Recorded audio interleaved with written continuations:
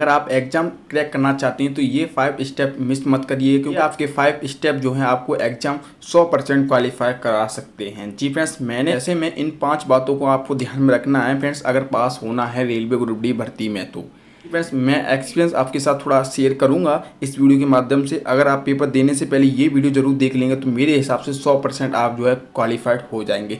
चलिए देर न करते हुए इस वीडियो को हम कवर करते हैं और जानते हैं इस वीडियो के माध्यम से मैंने आपको क्या टिप्स देने की। तो उम्मीदवार के पास आरआरबी ग्रुप डी 2021 की परीक्षा की तैयारी के लिए बहुत अधिक समय है आपके पास। जी फ्रेंड्स, आपके पास जो है बहुत सारा अधिक समय है, क्योंकि अभी आरआरबी ग्रुप डी की तरफ से कोई नोटिफिकेशन या कोई जानकारी, सटीक जानकारी नहीं आई है कि आपका एग्ज़ाम कब होगा। इससे पहले आरआरबी ग्रुप डी 2021 की कंप्यूटर आधारित परीक्षा CBT-1 आधिकारिक नोटिफिकेशन के अनुसार कुल 1,03,769 पदों के लिए अप्रैल से जून 2021 के बीच में अस्थायी रूप से आयोजित होने वाली थी। आधिकारिक आंकड़ों के अनुसार आरआरबी ग्रुप डी लेवल 1 श्रेणी के तहत विभिन्न पदों के लिए 1 करोड़ से अधिक आवेदन आपके आए हैं। आपकी ग्रुप डी भर्ती में 1 करोड़ से अधिक जो आवेदन आपके आए हैं। जी फ्रेंड्स, वैकेंसी के लिए कितनी वैकेंसी के लिए? आपके 1,03,769 वैकेंसियों के लिए आपके 1 करोड़ से अधिक आवेदन आए हैं। हालांकि आवेदनों की बढ़ती संख्या के कारण इस परीक्षा के लिए प्रतियोगिता का स्तर काफ़ी अधिक है, इसलिए उम्मीदवारों को परीक्षा की तैयारी करते समय कुछ महत्वपूर्ण रूटीन को ध्यान में रखना है।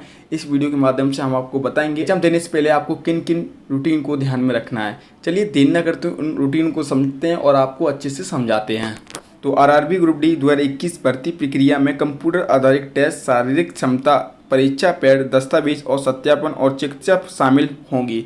ये आपको पता होगा। सबसे पहले आपको कंप्यूटर बेस पे आपको CBT-1 एग्जाम देना होता है। उसके बाद आपकी शारीरिक दक्षता और परीक्षा होती है, उसमें आपको पैड बताया जाता है। उसके बाद आपके दस्तावेज जो हैं, उसके बाद सत्यापन और चिकित्सा शामिल होगी। बता दें, इससे पहले बोर्ड की तरफ से एक शॉर्ट नोटिस जारी किया गया था, जिसमें कहा गया था कि ग्रुप डी की लिखित परीक्षा मई-जून में आयोजित की जाएगी।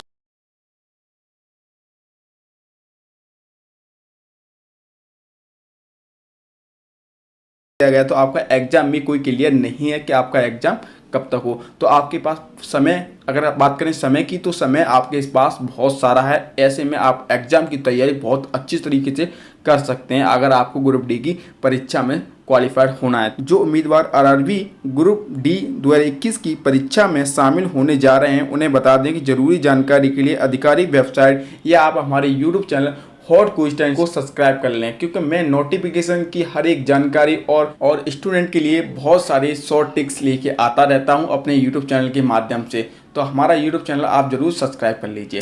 चलिए बात करते हैं अपने मेन पॉइंट की। तो बता दें, उम्मीदवारों को परीक्षा की तैयारी के लिए थोड़ा समय मिला है। ऐसे में इन 5 बातों को आपको ध्यान में रखना है। अगर बात करें पहले नंबर की, तो पहले नंबर में आपको बता दिया गया है कि एक अध्ययन योजना बनाएं और उसका पालन करें। आपका एक टाइम टेबल बनाइए, उसमें एक अध्ययन कीजिए कि हमको इतने समय क्या करना है, इतने बजे उठना है, इतने बजे से क्या करना है, पूरा डिटेल लिखिए। उसमें एक अपना एक लेटर बनाइए, उसमें लिखिए और आप जहाँ पढ़ते हैं उस समय इसको चिपकाइए। ऐसा है, आपको उसका पालन करना होगा, उसी अनुसार आपका रूटीन बनेगा, उसी से आप जो है टाइम टू टाइम पढ़ेंगे। तो ये चीज़ आपका मेन पॉइंट होता है, इसलिए हमने आपको फर्स्ट नंबर पे रखा है। इसलिए मैंने इसको ना फर्स्ट नंबर पे रखा है, क्योंकि आपका जो रूटीन होता है, पालन करने का समय होता है कि हमको क्या समय पर क्या पढ़ना चाहिए, ये आपका एग्जाम के लिए सबसे मेन पॉइंट होता है। तो इस चीज़ों को आपको बहुत अच्छी तरीके से ध्यान में रखना है। आप इसी के अनुसार जो है अपनी तैयारी कर सकते हैं। अगली बात करते हैं अगले पॉइंट की। तो अगले पॉइंट में हमने आपको बताने की क्या कोशिश की है। बात करें, मैंने अगले पॉइंट में आपको बताया है कि पिछले वर्ष के प्रश्न पत्रों को और ऑनलाइन अभ्यास करें। जी फ्रेंड्स, आपके लिए बहुत इंपॉर्टेंट होता है कि पिछले वर्ष प्रीवियस ईयर के एग्जाम को देखें और उसमें सिलेबस देखें, क्या क्या क्वेश्चन कहाँ से उठाए गए हैं उसको जरूर देखें। अगर आपका प्रीवियस ईयर का एग्जाम आप अच्छे से अटेंड कर रहे हैं, आप अच्छे से क्वेश्चनों को सॉल्व कर रहे हैं, तो मुझे कहीं ना कहीं ये लगता है कि आप जो है आने वाले एग्जाम में अच्छे से फाइट कर सकते हैं। तो मेरा मानना है आपको पिछले प्रीवियस ईयर के क्वेश्चन जो होते हैं आपको कहीं से भी डाउनलोड करके मिल जाएंगे। आप गूगल में जाके डाउनलोड कर सकते हैं, या फिर आप जो है नोटबुक खरीद सकते हैं। जिस ईयर के एग्जाम की जो नोटबुक आती है उसको भी खरीद सकते हैं, और आप ऑनलाइन अभ्यास भी कर सकते हैं। ऑनलाइन अभ्यास करने के लिए आपको क्या होगा, मॉक टेस्ट देना जरूरी होता है। आप मॉक टेस्ट दीजिए। कहीं भी आपको बहुत सारी ऑनलाइन वेबसाइट मिल जाएंगे जिसमें आपको मॉक टेस्ट देने के लिए बिल्कुल फ्री में मिलेगा। तो आप मॉक टेस्ट दीजिए और प्रीवियस ईयर के क्वेश्चन को सॉल्व करिए, क्योंकि प्रीवियस ईयर के क्वेश्चन सॉल्व करेंगे उससे आपका जो है कॉन्फिडेंस जो है बहुत ही ज़्यादा हाई होता है। इसके क्वेश्चनों को सॉल्व करने से आपको बहुत ज़्यादा दिक्कतें जो होती हैं वो दूर हो जाती हैं। तो ये पॉइंट मैंने 2 पे रखा है, क्योंकि ये बहुत बड़ा रोल होता है आपका प्रीवियस ईयर क्वेश्चन का, कि हमको पता चल जाता है कि हमारे क्वेश्चन रेलवे में किस टाइप के क्वेश्चन पूछे जाते हैं। चलिए बात करते हैं अगले पॉइंट की। तो अगले पॉइंट में हमने क्या बताया है, मैंने आपके फर्स्ट पॉइंट में आपको बताया कि आप एक टाइम टेबल बनाइए, उसमें टाइम टेबल पर काम करिए। ऐसा नहीं है आपने टाइम टेबल बना के चिपका लिया, उसके बाद जो है आप पढ़ना बंद कर दिए, 1-2 दिन पढ़े, उसके बाद फिर 1-2 दिन छोड़ के पढ़े। ऐसा नहीं होता, आपको डेली ही रोजाना पढ़ना होगा। एक समय आपने बनाया है, उसको समय को पूरा करिए और आपको डेली पढ़ना होगा। ऑनलाइन आप मॉक टेस्ट दीजिए, आपको एक समय से रोजाना पढ़ना होगा। अगर रोजाना नहीं पढ़ते हैं आप, तो मेरे हिसाब से कहीं ना कहीं आपके एग्जाम में बहुत ज़्यादा दिक्कत होने वाली। तो आप रोजाना डेली से पढ़िए। आप स्टूडेंट, आपके स्टूडेंट की लाइफ में पढ़ाई के अलावा और कोई रोल नहीं होता, आपको डेली पढ़ना होगा। अगर ये 5 स्टेप आप फॉलो करेंगे तो मेरा मानना है कि आप 101% जो है आप RRB ग्रुप डी का एग्जाम जो है क्लियर कर जाएंगे। ये जो टिप्स हैं आपकी ग्रुप डी एग्जाम से लेकर नहीं है, ये सारे एग्जामों पे आपका काम करेगा। अगर आप ऐसे टिप्स को फॉलो करेंगे तो मेरे हिसाब से आप कोई भी एग्जाम जो है क्रैक कर सकते हैं। जी फ्रेंड्स, आपको डेली पढ़ना होगा। आपको ये तीसरा जो स्टेप मैंने बताया है ये आपको बहुत ही ज़्यादा इंपॉर्टेंट है, क्योंकि आपको रोजाना पढ़ना जरूरी होगा अगर आप किसी भी एग्जाम को क्वालिफाई करना चाहते हैं। चलिए बात करते हैं हम अगले स्टेप की। तो अगले स्टेप में हमने आपको क्या रखा है, अगले स्टेप मैंने आपको बताया है 4th स्टेप में।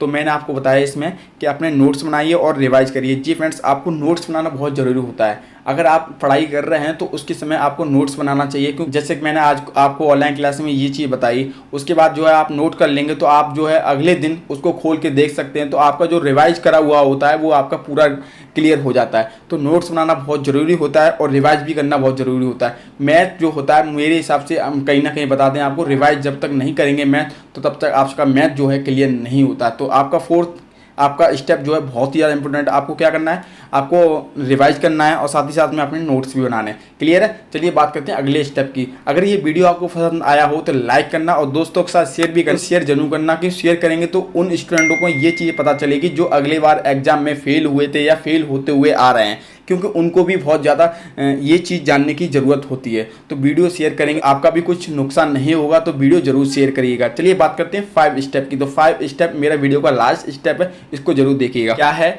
महत्वपूर्ण विषयों को अभ्यास करें और अपने कमज़ोर क्षेत्रों में मजबूती करें। जी फ्रेंड्स, आपको एक चीज़ देखना होगा। अगर आपने टाइम टेबल बनाया है, आपने सारी चीज़ कर ली जो हमने 4 स्टेप में बताई थी, उसके बाद ये देखिए हमारी कमजोरी किस विषय में है।